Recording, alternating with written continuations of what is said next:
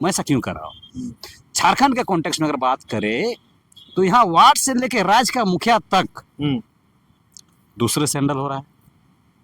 हमारे माननीय हेमंत सोरेन पे तो ये आरोप लगाया जा रहा है ना कि चंडाल चौकड़ी के गिरोह में घिरा हुआ है, बाहरी लोग झारखंड में सरकार चला रहे हैं, माननीय हेमंत सोरेन एक मुखौटा है। दरमियान अगर देखा जाए तो झारखंड को हम लोग बोलते हैं कि आदिवासी बहुल राज्य है।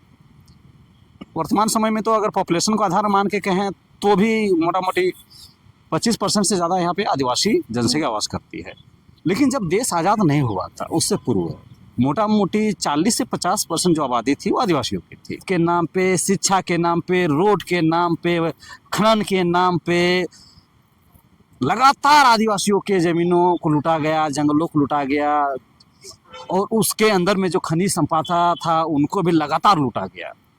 तो कहीं ना कहीं सरकार को ऐसा लगा कि अगर ये सिलसिला अगर जारी रहा तो आदिवासियों का जो अस्तित्व है वो खत्म हो जाएगा। तो यहाँ पे एक चीज़ ये समझना होगा कि पैसा के रहते हुए फिर हंसते जंगल खाली कैसे हो गया। अगर 1996 का सारा प्रावधान को हुबहू लागू कर दिया जाए और ग्राम सभा को मजबूत कर दिया जाए तो क्या ग्राम सभा उन शक्तियों का सही उपयोग कर पाएगी?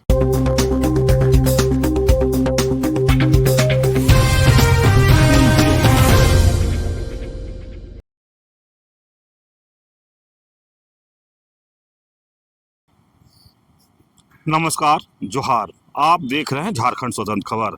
झारखंड में पेशा को लेकर के, पेशा नियमावली को लेकर के जिस तरह से चर्चा में लोग रहे हैं, जिस तरह से हेमंत सोरेन कमेटी में पास किए थे, लोग बधाई भी दिए, आभार भी व्यक्त किए, लेकिन जब ड्राफ्ट जब बाहर आया तो जिस तरह से आदिवासी अगुआ या सामाजिक कार्यकर्ता लोग नाराज दिख रहे हैं, तो पेशा जो ड्राफ्ट में क्या भी है वो सब बात करेंगे और किस लिए लोग आदिवासी समाज के लोग नाराज दिख रहे हैं उस पर भी बात करेंगे।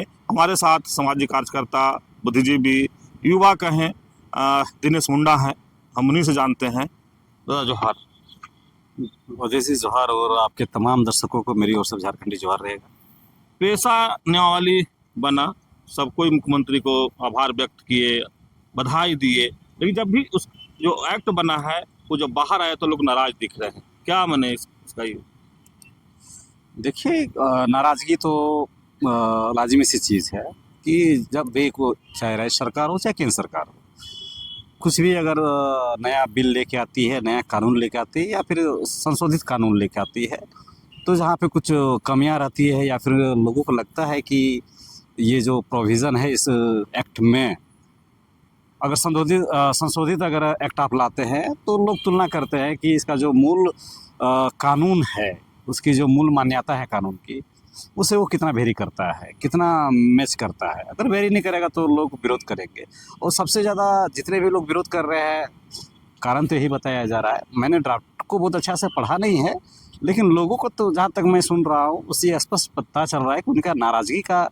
मुख्य वजह है कि जो 1996 में जो पेशा एक्ट लाया गया था केंद्र सरकार के द्वारा, उसके जो प्रावधान हैं, 23 प्रावधान शायद हैं, तो उसके जो मान्यताएं हैं उनके ये इस बार जो नियमावली बनाया गया है वो कहीं ना कहीं उससे मेल खाता नहीं है, उससे विपरीत दिखाई पड़ता है और इसीलिए लोग इसका विरोध कर रहे हैं।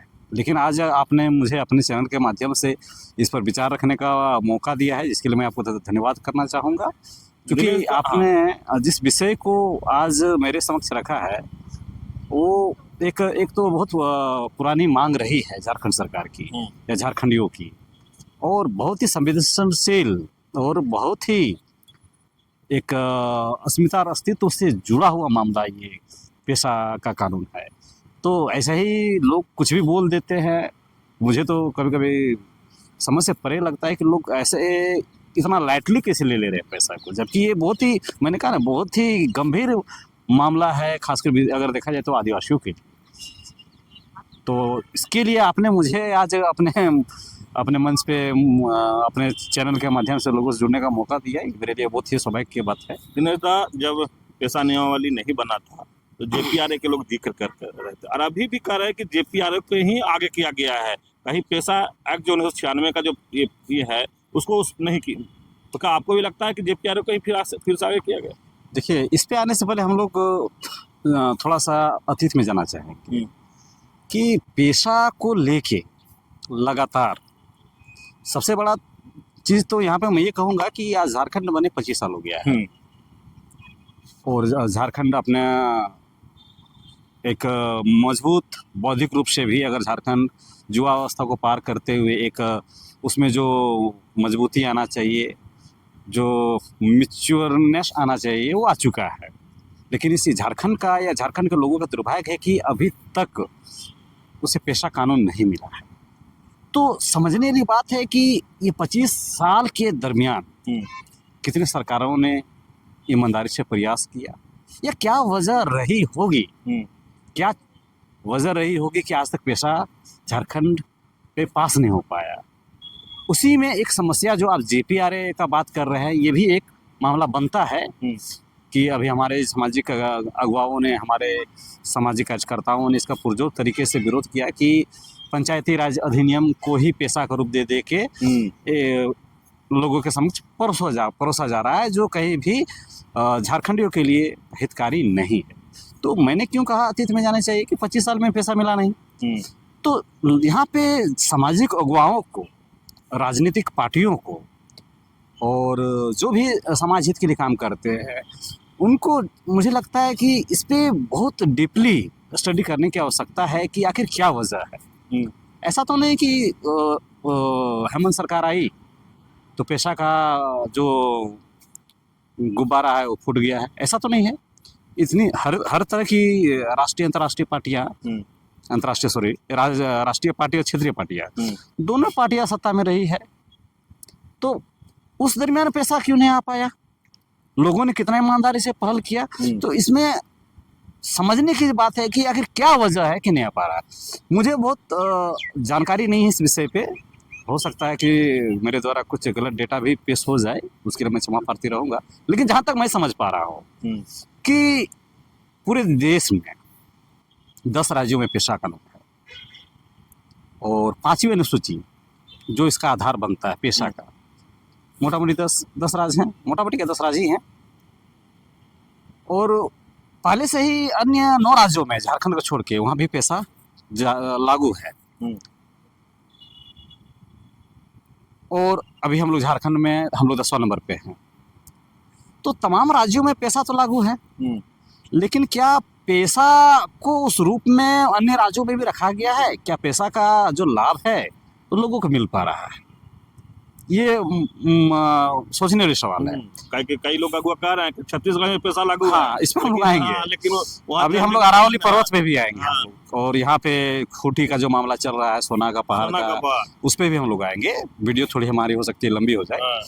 तो मैंने समझने का ये प्रयास किया कि आखिर क्या एक तो सरकार के समक्ष चुनौती है ये, या फिर कुछ टेक्निकल प्रॉब्लम है, तकनीकी प्रॉब्लम है, जिसके कारण कोई भी सरकार बहुत ईमानदारी पूर्वक इसको आगे नहीं ला पाई है, अभी तक लागू नहीं करा पाई। तो हम लोग थोड़ा सा अतीत में जाएंगे और जानने का प्रयास करेंगे कि पेशा के साथ इस तरह का, ये झारखंड के साथ, झारखंडियों के साथ या पेशा के साथ इस तरह का वाकया क्यों खड़ा हो रहा है। तो आप जानते होंगे कि देश आज़ाद होने से पहले ब्रिटिश लोग यहाँ पे राज करते थे। मोटामोटी 200 साल तक वो राज भी किए, उनका अपना शासन चला। उस दरमियान अगर देखा जाए तो झारखंड को हम लोग बोलते हैं कि आदिवासी बहुल राज्य है। वर्तमान समय में तो अगर पॉपुलेशन को आधार मान के कहें तो भी मोटा मोटी 25% से ज़्यादा यहाँ पे आदिवासी जनसंख्या वास करती है।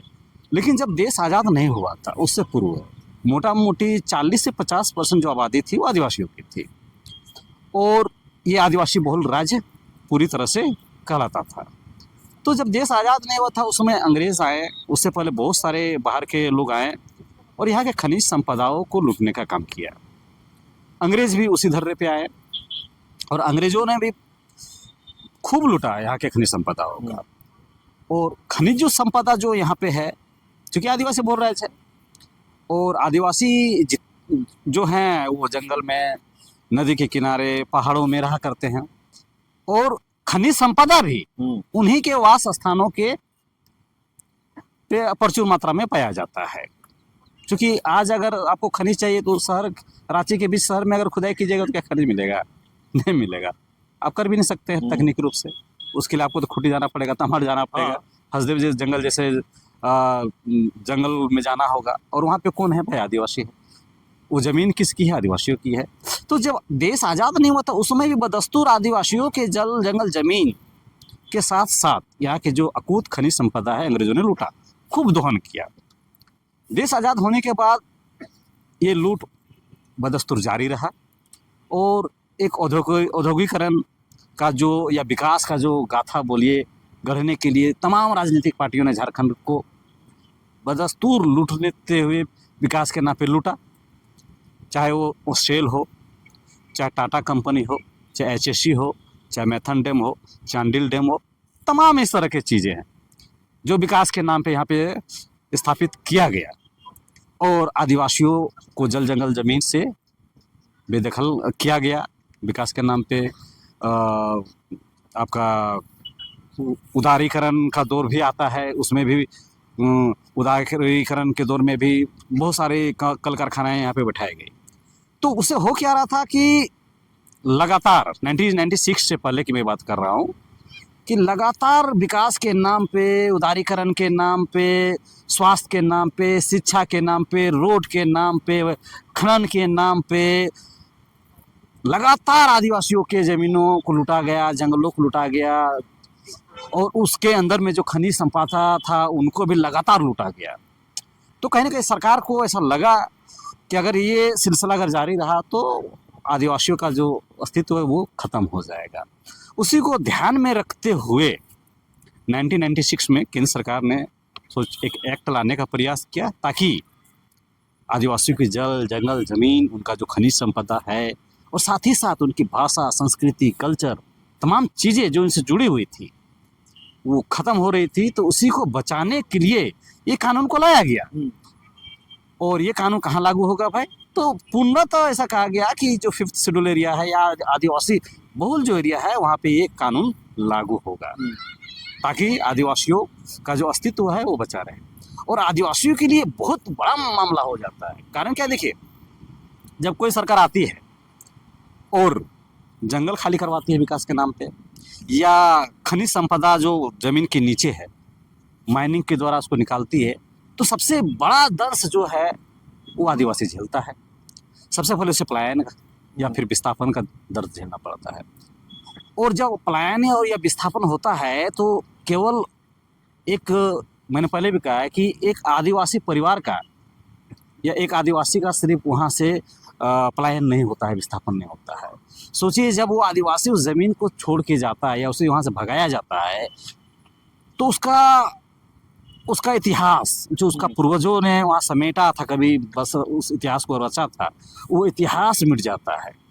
उसका खेत खलिहान जिससे आदिवासी का जीवन जुटा, मतलब जीवन का आधार जो है वो खेत खलिहान, जिससे वो खेती बाड़ी करके अपना जीवन यापन करता था, वो उसे छीन जाता है। उसका जो आइडेंटिटी का मामला है, उसका मसना, उसका सरना, उसका हड़गड़ी, उसका देशवाली, जो भी चीज़ें हैं वो सारा चीज़ छूट जाता है। एक स्थान से जब आदमी दूसरा स्थान जाता है तो उसका परिवार वो बिखर जाता है।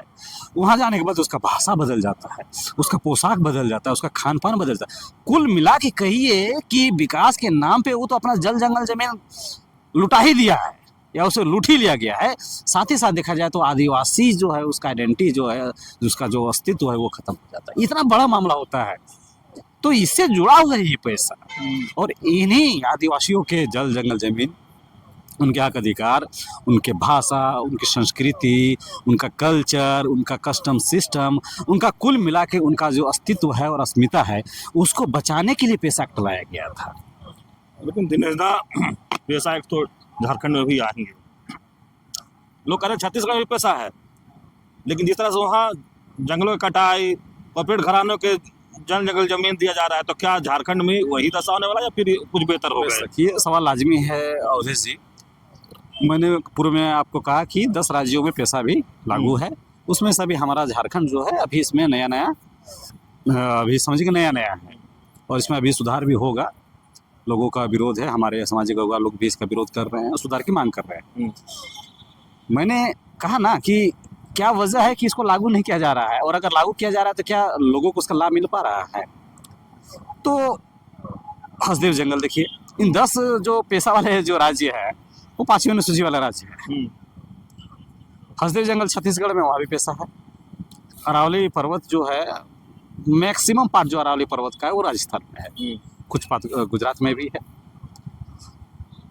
तो हसदेव जंगल छत्तीसगढ़ में है, अरावली पर्वत आपका राजस्थान में है। दोनों पेशा वहाँ पे दोनों जगह पे पेशा कानून लागू है। तो यहाँ पे एक चीज ये समझना होगा कि पैसा के रहते हुए फिर हसदेव जंगल खाली कैसे हो गया। लंबे समय तक अभी भी वहाँ के जो मूल वासिंदे हैं वहाँ के, हसदेव जंगल में जिनका वास था, जो बेघर हुए हैं, जो वहाँ से विस्थापित हुए हैं, जिन्हें पलायन पे मजबूर किया गया, आज भी वो संघर्षरत है, आंदोलनरत है, आज भी सरकार से लड़ रहे हैं। तो समझने की बात है कि जब पैसा वहाँ था तो हसदेव जंगल खाली कैसे हो रहा है। पैसा जब राजस्थान में है तो अरावली पर्वत को कैसे काटा जा रहा है, कैसे तोड़ा जा रहा है, कैसे गिराया जा रहा है, इसको समझना होगा आपको। और इसको यूँ समझना होगा कि वर्तमान परिदृश्य में देखा जाए तो क्या पैसा 1996 को हुबहू लागू किया जा सकता है? सबसे बड़ा सवाल ये है। और जो विरोध कर रहे हैं ना, ये सवाल उनसे बनता भी है। ये मैंने सरकार का कोई पैरोकार नहीं हूँ या सरकार का प्रवक्ता हो, लेकिन उन्हें इन चीज़ों को क्लेरिफाई करना चाहिए कि क्या 1996 को हुबहू कोई भी सरकार लागू कर सकती है? और अगर लागू कर सकती थी तो आज तक लागू क्यों नहीं हुआ? और अगर लागू हुआ तो फिर हसदेव जंगल खाली क्यों हो रहा है? अरावली पर्वत को क्यों आपका तोड़ा जा रहा है, मिटाया जा रहा है? आपका सरांडा पे रोज रोज क्या ड्रामा चल रहा है भाई? या फिर झारखंड में आदिवासी भी लोग मैंने काबिल ये है यहाँ भी पैसा नहीं एक्ट जो लागू, हम लोग का जल शायद छीना जाए। तो ये इसको क्लियर करना चाहिए हमारे जो जानकार लोग हैं कि अगर पैसा हुबहू लागू हो सकता है और लागू किया गया है तो फिर इतनी आज भी जल जंगल जमीन का लूट क्यों है? आज भी आदिवासी पलायन के लिए मजबूर क्यों है, विस्थापित होने के लिए मजबूर किए? इसको आपको क्लियर करना पड़ेगा। तो जहाँ तक हम समझ पा रहे हैं, ऐसा मुझे लग रहा है कि वर्तमान परिदृश्य में 1996 के अगर 23 प्रावधान जो कहते हैं पेशा के अंतर्गत, अगर सरकार अगर लागू करना चाहेगी भी तो मुझे लगता है कि धरातल पे इसको पूर्ण रूप से लागू करना किसी भी सरकार की बस की बात नहीं है। ऐसा क्यों दादा कि सरकार अगर चाह जाएगी? हाँ, मुझे ऐसा लग रहा है, हो सकता है मैं गलत हूँ। अब समझने के बाद देखिए, पैसा मतलब क्या, पैसा का मतलब क्या, कुल मिला के घूम फिर के आइएगा तो ग्राम सभा को ज्यादा से ज्यादा शक्ति प्रदान करना, ग्राम सभा को मजबूत करना। और ग्राम सभा मतलब क्या भाई? सुदूर क्षेत्र या 5वीं अनुसूची आदिवासी बहुल क्षेत्र को विशेष इसमें रखा गया है, तो वहाँ पे ग्राम सभा को मजबूत करना। अब सवाल आता है कि ग्राम सभा को मजबूत करना तो सुनने में अच्छा लगता है और होना भी चाहिए। अगर ज़्यादा हम ग्राम सभा के अगर अगेंस्ट बोल देंगे तो फिर लोग बोलेंगे नहीं, ये तो जेएमएम का आदमी है या फिर कुछ भी बक रहा है, इसका भी विरोध करना चाहिए। तो यहाँ समझने ये बात है कि अगर ग्राम सभा को पूरी शक्ति दे दिया जाता है तो क्या ग्राम सभा उन शक्तियों का सार्थक रूप से इस्तेमाल कर पाएगी? ये एक विचारणीय सवाल है। मैं अपना डिसीजन नहीं दे रहा हूँ, अपना मत नहीं दे रहा हूँ। मेरे अंदर की जो जिज्ञासा है मैं आपके चैनल के माध्यम से जानने का प्रयास करूंगा, अगर इस पे कोई अगर राय देंगे तो। अगर 1996 का सारा प्रावधान को हुबहू लागू कर दिया जाए और ग्राम सभा को मजबूत कर दिया जाए तो क्या ग्राम सभा उन शक्तियों का सही उपयोग कर पाएगी? मैं ऐसा क्यों कर रहा हूँ? झारखंड के कॉन्टेक्स्ट में अगर बात करें तो यहाँ वार्ड से लेके राज्य का मुखिया तक दूसरे से हैंडल हो रहा है।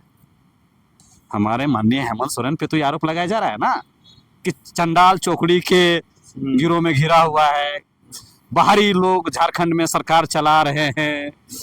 माननीय हेमंत सोरेन एक मुखोटा हैं, मोहरा हैं। मैं क्यों कह रहा कि वार्ड से लेके राज्य का मुखिया तक दूसरा से हैंडल हो रहा है, दूसरा से नियंत्रित हो रहा है, तो ग्राम सभा जब बन जाएगा तो इसकी कितनी गारंटी है कि वो ग्राम सभा जो गांव के भोले भाले सीधे साधे लोग हैं वो राज्य और केंद्र से उनकी नीतियों से तालमेल बिठाते हुए खनिज संपदाओं का सुरक्षा और उसका यूटिलाइजेशन, उसका संवर्धन कर पाएंगे क्या? ये तो सवाल है ना। आज एक मुखिया खड़ा होता है तो पता चलता है कि मुखिया तो आदिवासी है लेकिन उसको हैंडल कर रहा है कोई गैर आदिवासी। आपने देखा होगा विधानसभा चुनाव में भी। तो ये एक बड़ा सवाल है कि ग्राम सभा को पूरी अगर ताकत दे देती है तो क्या ग्राम सभा में जो भोले भाले आदिवासी लोग हैं वो केंद्र और राज्य सरकार की नीतियों के साथ सामंजस्य स्थापित करते हुए क्या मजबूती के साथ उस क्षेत्र में कुतबाली का मैनेजमेंट कर पाएंगे? जो सोना चांदी या जो भी खनिज संपदा उस जमीन पे है, क्या उसका वो मैनेजमेंट कर पाएंगे? एक तो ये सवाल है। दूसरा, अगर मान लीजिए सपोज दैट अगर ग्राम सभा मजबूत हो गई और ग्राम सभा कर भी ले रही है, तो भैया केंद्र और राज्य सरकार करेगा क्या? आप जमीन का मालिक आदिवासी, उस जमीन के अंदर का खनिज संपदा आदिवासी का, उस जमीन के ऊपर में बनी संपदा आदिवासी का, तो फिर राज्य सरकार क्या करेगी भाई? राज्य सरकार का क्या मालिकाना हक रह जाएगा उस बालू पे, उस कोयला पे, उस बॉक्साइट पे, उस लोहा पे? केंद्र सरकार का क्या अधिकार रह जाएगा? तो फिर वहां पे क्या है कि एक ये भी मुझे समझ में आ रहा है कि क्या ये इतना आसान है कि केंद्र की नीतियों के साथ जो खनिज नीति है केंद्र की और राज्य की जो अपनी नीति है, उसके बाद ग्राम सभा की जो नीति आएगी, क्या ये प्रैक्टिकली तीनों को बैलेंस किया जा सकता है? लेकिन एक सवाल है, जब 1996 में पेशा कानून बना तो उस समय भी बहुत सा बुद्धिजीवी लगे होंगे और तब ये कानून बनाए होंगे 23 प्रावधान जो है। अब 23 प्रावधान को तोड़ने में जिस तरह से आप बात कर रहे हैं कि क्या मुख्यमंत्री से लेकर के वार्ड सदस्य तक ये जो भी है दूसरे से हैंडल हो रहा था, इस तरह से लोग कहते हैं, तो क्या वो जो बना रहे थे पैसा 1996 में, उस समय इस बात को क्या किस तरह से लिए? इसको उस समय भी हमारे जो भी उसमें जो नीति निर्माता लोग थे, चाहे वो आप उस केंद्र के विधायक सांसद को बोलिए, सांसद को बोलिए, या फिर सामाजिक एक्टिविटीज जो भी थे जिन्होंने उसमें ड्राफ्टिंग किया होगा, उसमें एक चीज आप देखिएगा, पढ़िएगा तो पाइएगा कि वो पूरी तरह से केंद्र का कानून नहीं है कि केंद्र कानून बना दिया और राज्य इसको हुबहू लागू करने के लिए बाध्य होगा, ऐसा नहीं। केंद्र ने भी एक एंगल, एक स्पेस छोड़ा था कि ठीक है, इस पे आप अपने अकॉर्डिंग इसको लागू कराइएगा, इसमें सुधार कीजिएगा।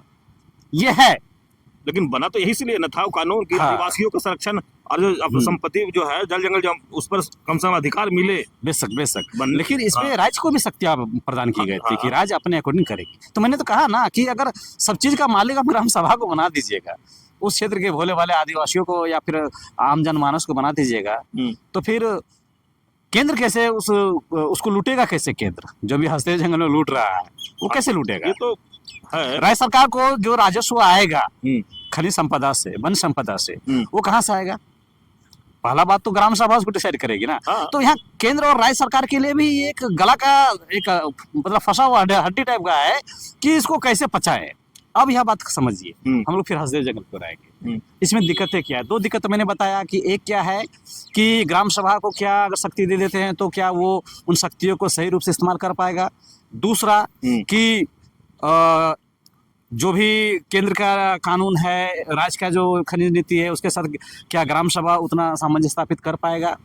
तीसरा कि यहाँ वार्ड से लेके राज्य का मुखिया तक दूसरे से हैंडल हो रहा है, तो ग्राम सभा क्या दूसरे के द्वारा हैंडल नहीं होगा? बेशक होगा।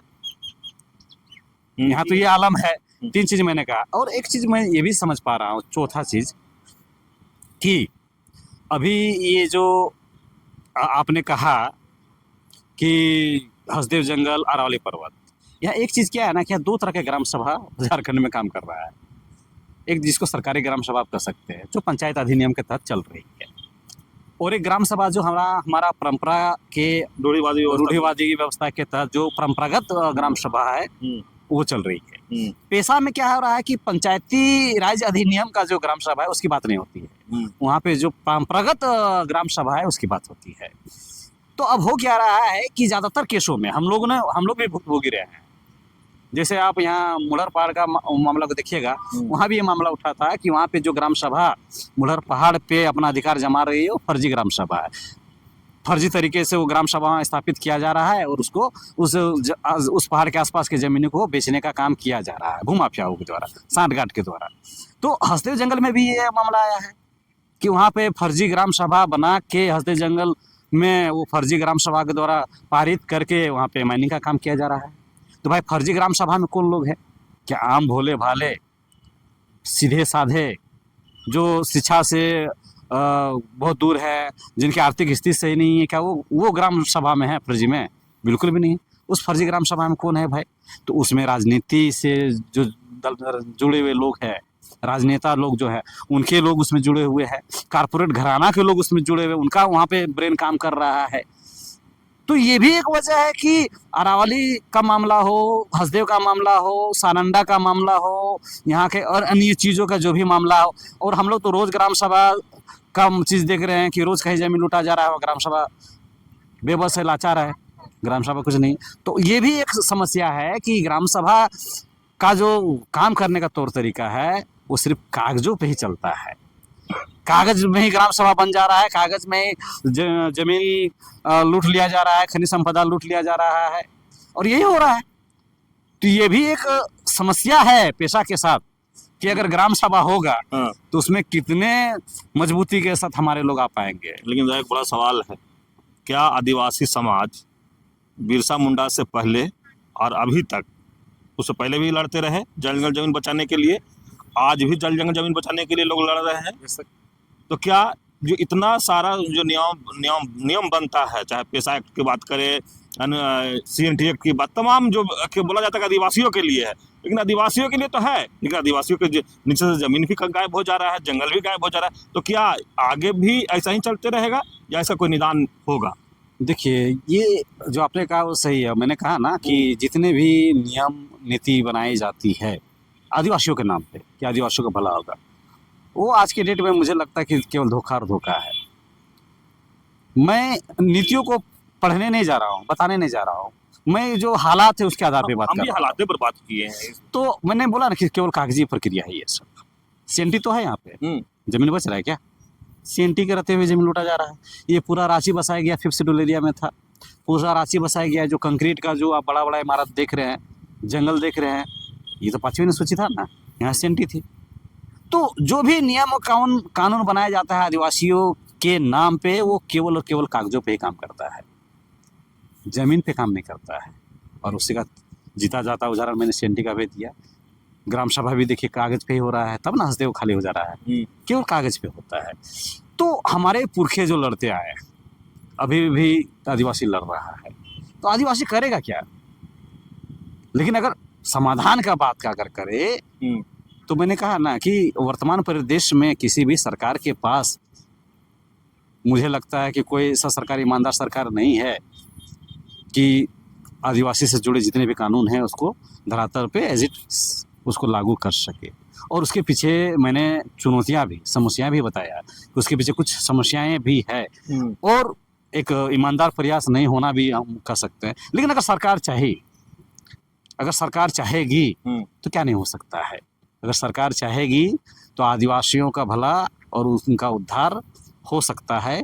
लेकिन यहाँ पे लगातार पेशा के साथ मैंने इसको रिलेट करने का प्रयास किया है कि ईमानदार प्रयास भी नहीं किया गया है, जिस वजह से आज 25 साल लग गया पेशा को इस रूप में आते आते। लेकिन यहाँ पे फिर भी हेमंत सरकार को लोगों ने धन्यवाद दिया, दिल से धन्यवाद दिया, और देना भी चाहिए। कारण क्या है, ये सरकार ने तो ये भी किया, कम से कम जिस रूप में लाया है, अब हमें पीछे मुड़ने की आवश्यकता नहीं है। कुछ लोग विरोध कर रहे हैं, जैसे मैंने देखा सूर्य सिंह बेसरा को, पेशा नियमावली को फाड़ रहे हैं, और कुछ लोग विरोध कर रहे हैं। हाँ, विरोध कर रहे हैं। मतलब वो तो उनका तो स्पष्ट कर रहे हैं, आदिवासियों को धोखा दिया है, आदिवासियों को ठग दी। हाँ, तो मैं इसी भी ये कहना चाहूंगा कि कुछ लोग तो ऐसे लोग हैं जिनका सिर्फ राजनीति रोटी सेकना है, पेशा पे राजनीति रोटी सेकना है। विपक्ष का काम है भैया, उसको तो चाहिए मुद्दा कि हम सत्ता पक्ष को घेरेंगे कैसे। तो पेशा वो भी विरोध कर रहे हैं, उनका अपना एंगल है। लेकिन सबसे बड़ा बात है कि अगर यहाँ पे अगर पेशा पे कुछ बना है, नियम आया है, तो उसका सबसे पहले स्वागत कीजिए। और आपको जो लग रहा है कि उसमें क्या सुधार हो सके, सुधार के दृष्टिकोण से हमें आगे बढ़ने की आवश्यकता है, ना कि उस बिल को ही खत्म कर देना है। क्योंकि यहाँ पे विडंबना क्या है कि स्थानीयता नीति लागू नहीं होती है, तो भैया आप पहले कदम बढ़ाइएगा तब ना। तो जैसे रघुवरदास ने एक कदम बढ़ाने का काम किया था, 85 का एक कट ऑफ क्यों नहीं था, लेकिन यहाँ के लोगों को परिभाषित करने का प्रयास किया गया था। उसमें भी कहा गया था कि आगे हम उसमें सुधार करेंगे। तो पेशा नियमावली पे अगर झारखंड सरकार आई है और जाने अनजाने में जान के भी अगर वो लोगों को चल रही है, तो तमाम यहाँ के विधायकों का काम है, सामाजिक अगुवाओं का काम है कि उसमें पीछे ना जाते हुए हमें आगे की ओर बढ़ना चाहिए। मैंने देखा कि कुछ लोग सकारात्मक तरह से आगे भी बढ़ रहे हैं। आप सरकार को घेरिए और उसमें बदलाव करने का प्रयास कीजिए, जितना ज़्यादा हो सके उसमें बदलाव करना चाहिए, ताकि आदिवासियों का और यहाँ के जो झारखंडियों का वो भला पाए। और एक चीज़ मैं देख रहा था कि पैसा इतना बड़ा मुद्दा है, और यहाँ इतना बड़ा मुद्दा है पैसा का। मैंने बोला ना, ये सीधी तौर पे आदिवासी की अस्मिता और अस्तित्व से जुड़ा हुआ मामला है, क्योंकि जल जंगल जमीन से पैसा जुड़ा हुआ है, और जल जंगल जमीन आदिवासियों की आत्मा है, जीवन का आधार है। आप जल जंगल जमीन से आदिवासी को बाहर कर दीजिए, आदिवासी खत्म हो जाएगा। मैंने समझाने का भी प्रयास किया कि जब पलायन होता है, विस्थापन होता है, तो आदिवासी खत्म हो जाता है। तो इतना बड़ा मामला का रहते हुए भी पैसा को लेकर झारखंड में आग क्यों नहीं लगता है भाई? मेरे जीवन और मरण का सवाल है ये। लेकिन फिर भी लोग, चंद लोग ही क्यों विरोध कर रहे हैं? चाहे वो राजनीतिक पार्टी से हो, चाहे सामाजिक कार्यकर्ता हो, चंद ही लोग क्यों हो रहे हैं? जब इतना सेंसिटिव मामला था तो पूरे झारखंड में आग लगा देना चाहिए था कि हेमंत सरकार हमारे अस्तित्व को मिटाने के लिए काला कानून लाया है। लेकिन आम आदमी कहाँ है, ये समझने की बात है। तो इसमें यह भी एक तकनीकी चुनौती है कि आम आदमी को पैसा के बारे में जानकारी है, लोगों में बहुत अभाव है जानकारियों का। ये भी आपको बात करना चाहिए। तो हाँ, मैं धन्यवाद देना चाहूंगा सामाजिक कार्यकर्ताओं का, जिन्होंने लगातार बैठक, बहस, महाबहस किया और लोगों तक पहुंचाने का काम किया। लेकिन उन्होंने भी क्या किया कि एक मंजिल तक नहीं जाते, बीच रास्ते में फिर उन्होंने आदिवासी को छोड़ दिया, झारखंड के लोगों को छोड़ दिया। तो मेरा कहना मत कि लोगों में भी पैसा को लेके जागरूकता का घोर अभाव है। तमाम सामाजिक अगुवाओं को, कार्यकर्ताओं को और सरकार को भी सबसे पहले पैसा को लेके जागरूकता फैलानी चाहिए, लोगों को जागरूक करना चाहिए। अब लोगों को पता ही नहीं, अब ग्राम सभा कर रहे हैं, ग्राम सभा में जो लोग हैं उनको पता ही नहीं कि ग्राम सभा क्या है, और पैसा का जो तकनीकी तौर से जो नियम लागू करने के बाद उनको पता ही नहीं है। जब उनको नियम ही नहीं पता रहेगा तो उस नियमों का वो प्रयोग कैसे करेंगे? आपके पास तो आपको बंदूक पकड़ा दिया गया है पैसा के नाम पे, लेकिन बंदूक अब चलाना ही नहीं जान रहे हैं, तो उस बंदूक का क्या काम? तो यहाँ पे एक ये भी तकनीकी समस्या है जिस कारण पैसा अभी तक लटका हुआ है, या फिर लोग लटका हुआ, या लोगों को इसका लाभ नहीं मिल पाया। क्योंकि लोग अगर जागरूक हो जाएंगे तो गांव गांव, टोला टोला, बस्ती बस्ती में इसका विरोध होगा, और जब विरोध होगा तो क्या सरकार जनता से बड़ी है?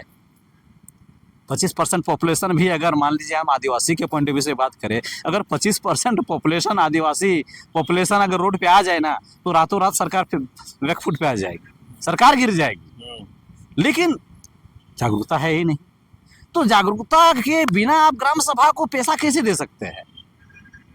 उससे पहले आपको ये तय करना होगा, सामाजिक कार्यकर्ताओं को, हम जैसे लोगों को, सरकार को तय करना होगा कि क्या पैसा अगर हम दे रहे हैं तो मेरी कितनी तैयारी है इस ग्राम सभा को मजबूत करने की। क्योंकि ग्राम सभा में तो वही मैंने कहा ना, जिनको शिक्षा से कोई वास्ता नहीं है, जो शिक्षा के क्षेत्र में काफ़ी पिछड़े हैं, जिनकी आर्थिक स्थिति बहुत खराब है, जो खुद तमाम हजारों तरह की समस्याओं से पीड़ित है, अब पैसा उनको दे दीजिएगा तो क्या वो उसको संभाल पाएंगे? बिल्कुल भी संभाल नहीं पाएंगे। हाँ, मैं ये नहीं कह रहा हूँ कि पैसा नहीं होना चाहिए और ग्राम सभा को मजबूत नहीं करना चाहिए, लेकिन मेरा ये अपील है सरकार से और सामाजिक कार्यकर्ताओं से, बुद्धिजीवियों से, कि जनता के बीच में जाइए। सरकारी देखें कितना जनता के बीच में गई है, आज से नहीं है। तो हम लोग लगता है कि इधर लगातार 2-2.5 साल से हम लोग लगातार पैसा पे हम लोग बस का हो रहा है, महाबस हो रहा है, जगह जगह पे बैठकें हो रही है, रैलियां हो रही है, लेकिन उस लेवल तक क्या हो पाया कि आम आदमी पैसा को जान पाए? मुझे क्या, पढ़े लिखे, मुझे भी वो जानकारी नहीं पैसा की, लेकिन मैं अपने आप में आंकता हूँ कि मैंने बहुत सारे लोगों से बात किया है पैसा के बारे में, किसी को कुछ पता नहीं पैसा क्या है, कब बना, इसके क्या पावर्स हैं, किस तरह इसका लाभ मिलेगा, मालूम ही नहीं है। चंद लोग विरोध कर रहे हैं। मैंने गांव स्तर पर ज्यादा जानकारी नहीं है। नहीं, ना गांव स्तर पर सरकार के द्वारा कोई मुहिम छेड़ी गई है कि पैसा के लिए अवेयरनेस फैलाया जाए, और नहीं सामाजिक कार्यकर्ताओं, बुद्धिजीवियों के द्वारा कैसा सार्थक प्रयास किया गया है। जो भी लोग ज्यादातर विरोध कर रहे हैं, एक तो राजनीतिक पार्टी से हैं, या फिर जिनको अपना दुकान चलाना है। लेकिन मैं ये नहीं कर रहा कि वो अच्छा काम नहीं कर रहे हैं, जो भी है वो जनता के हित में ही है और इन्हें धन्यवाद ही देना चाहिए। लेकिन मेरा कहना है कि जागरूकता भी और फैलाने की आवश्यकता है। आप सुने युवा नेता दिनेश मुंडा की बात, और हम लोग पैसा एक्ट जो बना है झारखंड में उसी पर चर्चा कर रहे थे।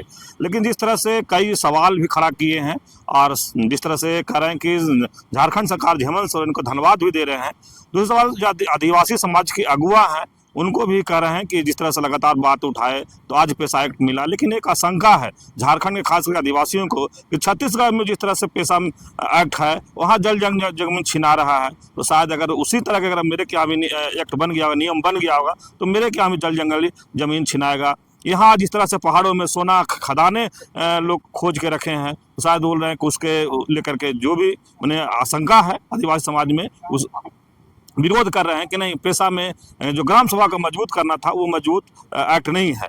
तो और जिस तरह तमाम बात भी कहे कि जिस तरह से लोग कहते हैं कि बाढ़ से लेकर मुख्यमंत्री तक दूसरे के इशारे पर चलते हैं, तो क्या दिनेश दा लगातार इस बात कर रहे हैं कि क्या ग्राम सभा को जब ताकत मिल जाएगा, जो सुदूर गाँव में रहते हैं, जो ज़्यादा पढ़े लिखे नहीं हैं, तो क्या दूसरा लोग उनको नहीं चलाएंगे, ये इनका भी एक आशंका है। तो जिस तरह से तमाम बात दिनेश दा रखे, बहुत अच्छे से रखे और लोगों को समझाने की कोशिश कर रहे हैं कि पहले लोगों को जानकारी देने की जरूरत है कि आदिवासी समाज पेशा कानून को लेकर के कितने ताकतवर है, कितने ये हैं, और जब अधिकार तभी मिलने के बाद कंट्रोल कर सकते हैं जब उनके पास जानकारी होगा। लेकिन जिस तरह से यहाँ लगातार कई बार ऐसे लोग कहते हैं कि मुख्यमंत्री दूसरे के इशारे पर काम कर रहे हैं, तो इनका स्पष्ट कहना है, तो क्या ग्राम सभा के लोग दूसरे लोग कब्जा नहीं करेंगे, दूसरे लोग समझा बुझा के काम नहीं कराएंगे? जैसे कई बार ऐसे कहानियां में आता है कि ये जंगल कट गया, ये कारपोरेट घरानों ने दिखा देता है कि देखिए ग्राम सभा का हमारे पास लिखित ये दस्तावेज है, तो इनका कहना है कि कौन वो ग्राम सभा है?